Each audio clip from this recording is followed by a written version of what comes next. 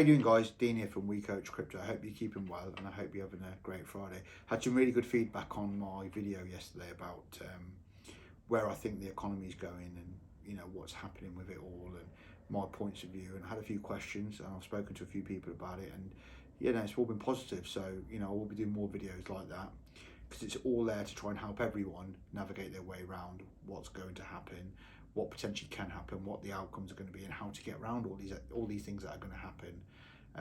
Like I said, it's not a bad thing, it's not a good thing, it's just a cycle we're going through. Okay, things are going to get tighter, things are going to get harder, so we've got to make different decisions based around what's going around to if we're going to progress moving forward.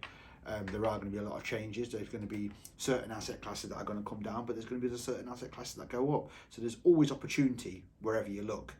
Okay, but what we're used to in terms of opportunity and where to make money is going to completely change, and it's going to flip over to something else. I want to go on to XRP, Ripple. There's been a lot of people, whether they're ignorant or whether they don't know what they're talking about, or whether they just don't believe in it, or they're very short-sighted about XRP Ripple and don't actually really understand what it does and what it's been built for, and where it's going in the future, because they've not took the time to do that, or they don't understand what they're looking at. Okay, but with XRP Ripple, okay, look at what they're doing. Okay, they are making it more accessible to move money cross-border. Okay, large amounts of money very quickly and very cheaply. So who would be their customers? Because who does that? Me and you move money across the seas, probably a grand, 10 grand, 20 grand, maybe 100 grand, maybe $1 million or 2 million, depending on what line of business you're in. But who does this every day? And who does it on a regular basis and does it with large quantities of money, and it costs loads, and it takes time? Banks, they do cross-border payments with billions, if not trillions. Okay, so it's very costly for them to do it, and it takes a long time for the settlement to happen on the other side. If I was going to send money to China, it would take about 5 to 7 days. Costs a bit of money. We've got to worry about the currency fluctuations. Takes too long, takes 7 days, so the currency could have dropped. So on the other end, we might not get the right price, or whatever it may be, but it takes a long time. It's just not, everything moves so quickly, but moving money takes so long. XRP Ripple have come up with a solution, okay? And that solution is to do it very quickly, okay? And it's solving a massive global problem. So they're doing it very quickly. It costs about 2 cents to move a large amount of money across from one end to another end in 2 seconds or 5 seconds or 10 seconds, very quickly anyway. It's not 5 days. It'd be quicker to get the cash on a plane and fly over there and drop it off to whoever you're going to drop it off to. Anywhere in the world would be quicker than just to do a bank transfer. Makes no sense, does it? The world we live in with the internet, we can send emails that take 2 seconds. So why does money take so long? So this is what XRP is trying to solve. So who is it? Who is XRP's customers? XRP's customers are banks like SBI Remit, Bank of America, HSBC, you name it. Just go onto their website, and all these players are on there. They're all massive banks that move billions a day. So do you think that's solving a problem or not? Okay, and do you think the value of what they're doing has a massive impact, or are they just another coin that's doing an NFT drop, that's getting a few people in, and they're what they're trying to do, they sell a few furry bears that are worth a couple of Ethereum or worth a couple of XRP coins? Or do you get what I mean? Look at the problem they're trying to solve. It's a real world use case problem. And then I want to go into the guys that actually are at the top of XRP Ripple. Ripple, which owns XRP. It's Brad Garlinghouse and it's Chris Larsen. Look at what they're doing. Look at where they are. Look at who they're hanging around with. They're not hanging around with a couple of guys that have built a few NFTs and they've minted them and they're in Dubai having a bit of champagne and driving around in a Lamborghini. They're hanging around with central banks. Central banks that control the country's monetary policy, that then control smaller banks like Barclays, the ones that we use. These are central banks. There's central banks spotted in every single country. They dictate to us what their interest rates are going to be, what they're doing, monetary policy. This is who Brad Garlinghouse and Chris Larsen and Ripple are teaming up with to help build CBDCs. They're building the rails of this new economy. And people are sitting here doubting it and thinking it's going nowhere. Yet they're going to buy some smaller coins that are I don't know, listed on 1 or 2 exchanges that are probably going to go up tenfold, and they're doing this or they're doing that, or you know, they're for the television systems or whatever they're for. These other coins that are still going to have use cases in this new digital world we're moving into, but the biggest one is moving money, and you know, cross-border payments. And you've got to look at who the partners are of these cryptocurrencies. Like I've said, some of the biggest banks in the world. But not only that, you've got the World Economic Forum. So you've got Barclays, Lloyds, TSB, and all the equivalents in all the other countries that are about there. Still some of the biggest corporations in the countries that everyone lives in. Massive, billions, if not worth trillions. Okay. Then you've got a central bank just above them. They dictate monetary policy in that country. Then you've got the World Economic Forum that dictates all the policies for all the central banks all across the world. Okay. Ripple XRP has now just partnered officially with the World Economic Forum.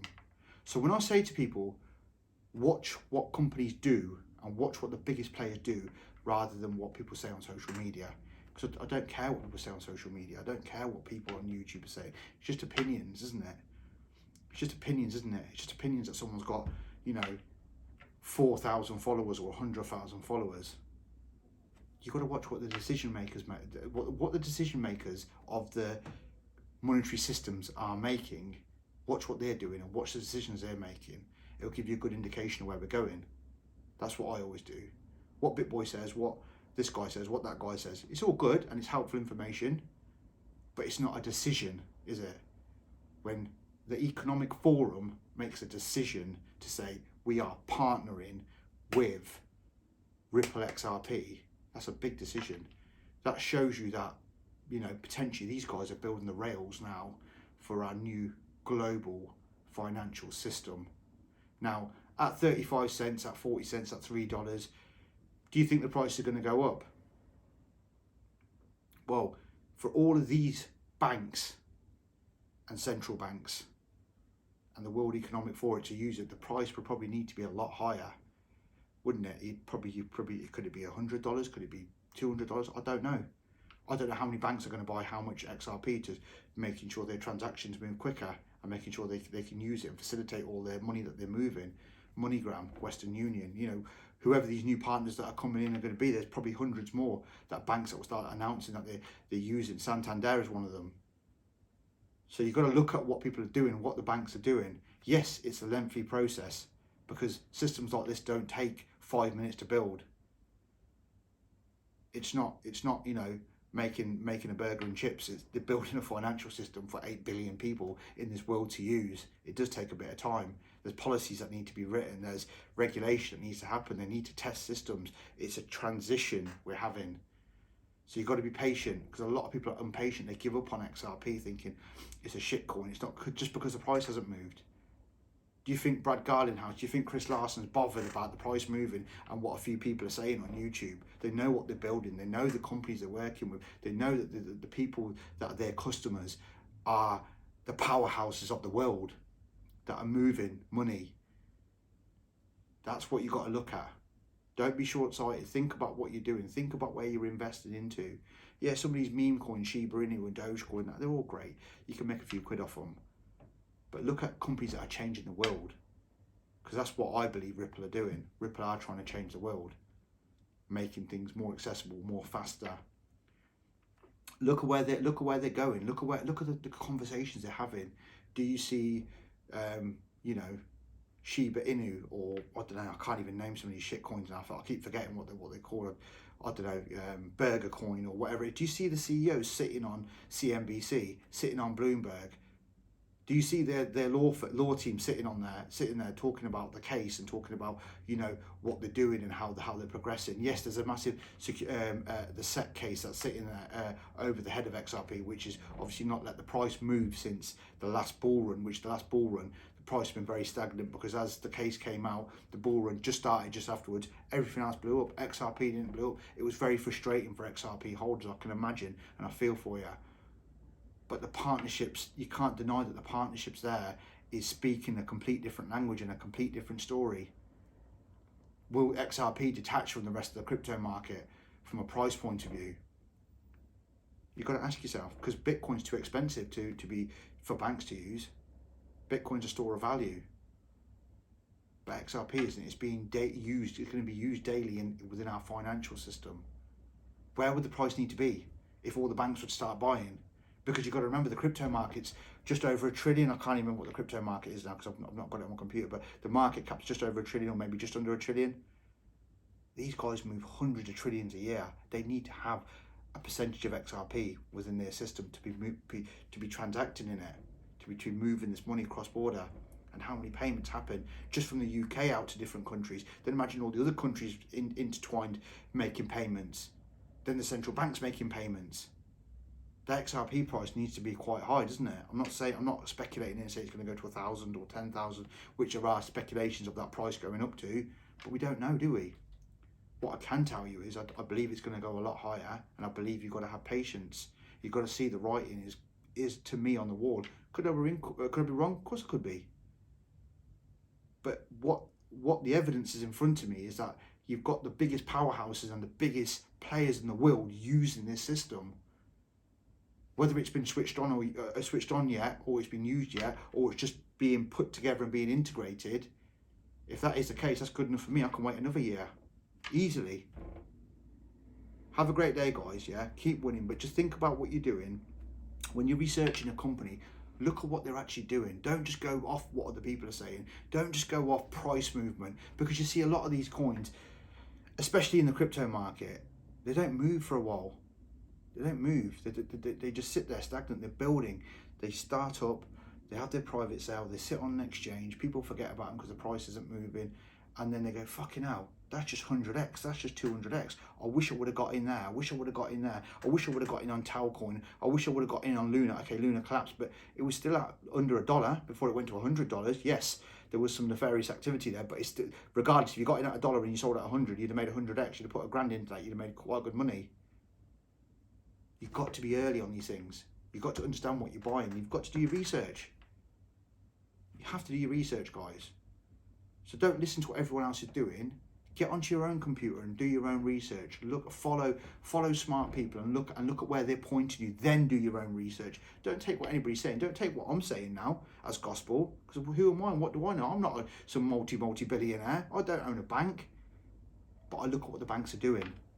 And that's what I'm asking you to. Look at what the banks are doing. Look at what the financial institutions are doing. Look at where we're going in this financial system now, based on my video yesterday. The banks are collapsing, okay? They need a new system. There's going to be a new system coming in. CBDCs. They're already talking about it. What's going to be the rails that controls all this? Could it be XRP? Are they just partnering for fun? I don't see them partnering with Shiba Inu, Dogecoin, Polkadot. You know, I don't see them partnering up with them. Do you? Quantum. I don't. You know, where's the partnerships going to? XRP, Ripple is is getting the major partnerships in the world. Yet people are still not convinced it's going anywhere. If things like this can't convince you, I don't know what can. Genuinely, I don't know what can convince you. If this doesn't look like a good investment to you, then please show me what a good investment looks like. People are saying it's a banker's coin. It's a banker's coin. Do banks not make money? What are you in this game for? Answer me. What are you in this game for? Are you in this game to make money? Are you here to grow your wealth? Don't banks make money? Oh, it's a shitty banker's coin. I'd like to be one of the major shareholders of Lloyds CSB or Barclays, wouldn't you? They make plenty of money. They make the right decisions. They know what they're doing. Central banks seem to know what they're doing. People right at the top, the echelons of society, know what they're doing. Have a think about what I'm saying, guys. Trust me. Don't trust me. Trust what I'm saying for you to go off and have a look into what I'm saying. You know, have a look at what I've been talking about. Don't trust what I'm saying, but just trust me to go have a look at what I'm saying. Basically, look into the stuff that I'm saying. Do your own research. Okay. Have a great day, guys. Keep winning.